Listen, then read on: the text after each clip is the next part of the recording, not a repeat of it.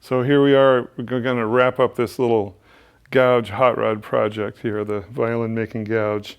So in our last episode, we were making these handles, wooden handles, and since then I cheated and made ferrules. I made it out of this nickel silver material on the lathe, but it doesn't have to be, you don't have to do that.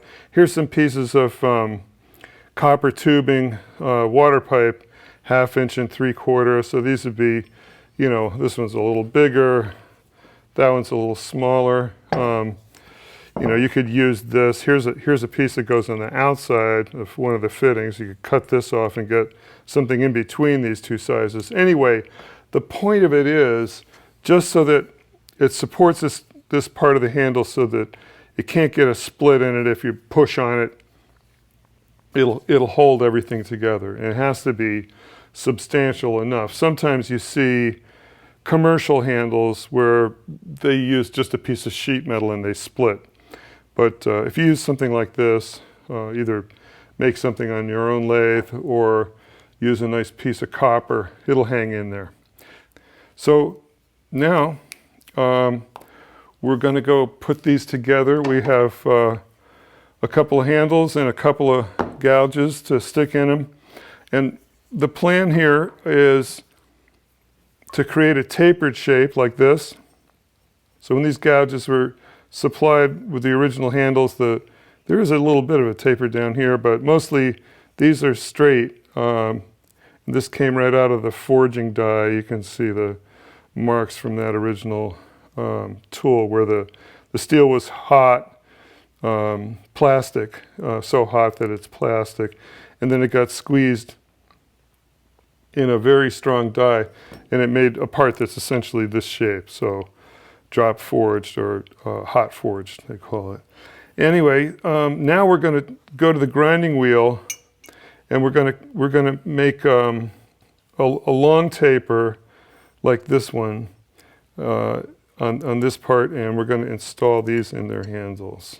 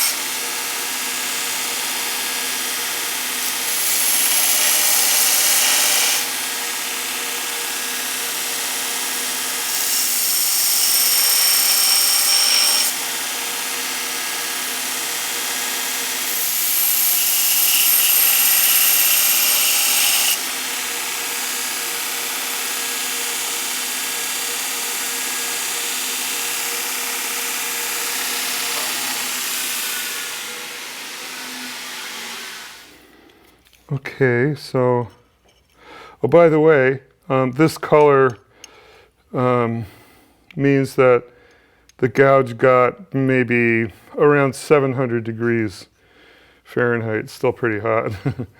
Where that color is. Steel has this incredible built-in temperature indicator, so you can tell by looking at it how hot you've gotten it.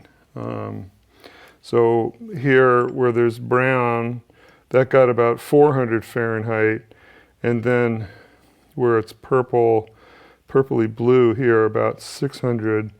And then this got even hotter. This is when we were taking it out of the handle the first time. So we have two handles and two gouges. We're going to put these together with heat. Now, I always say, one of the corny things that I say is that you never miss a chance to make a material decision. So I've got the gouge smiling this way.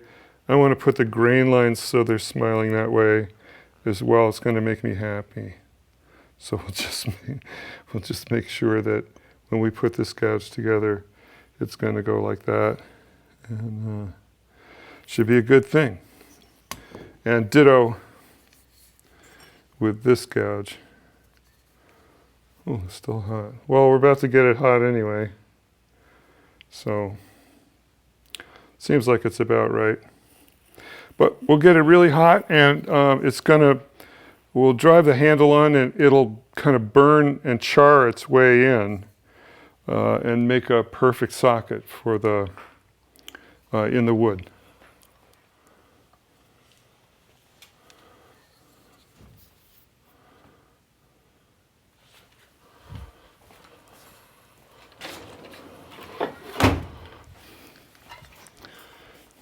You don't need a lot of heat. I'm using this map torch, which burns at 3,600 Fahrenheit, certainly more than I'll need. But we'll get it good and hot. And it will vaporize some of the wood.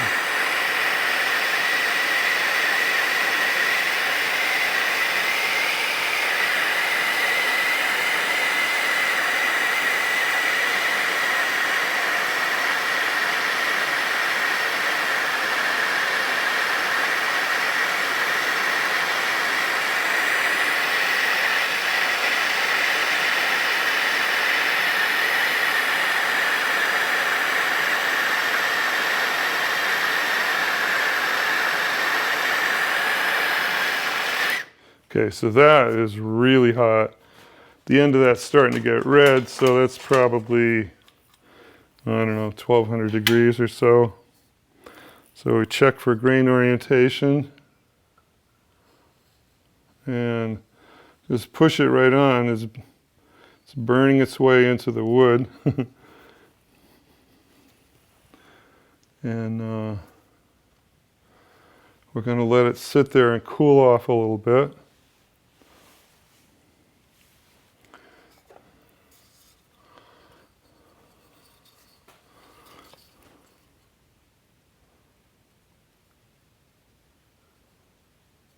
Things are pretty warm in there.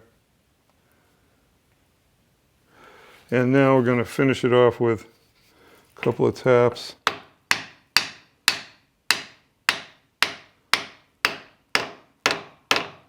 And that's it.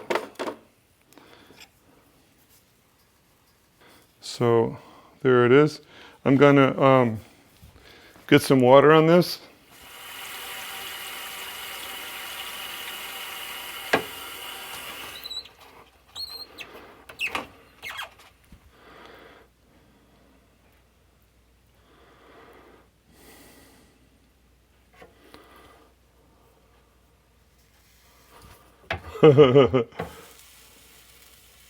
Still warm in there.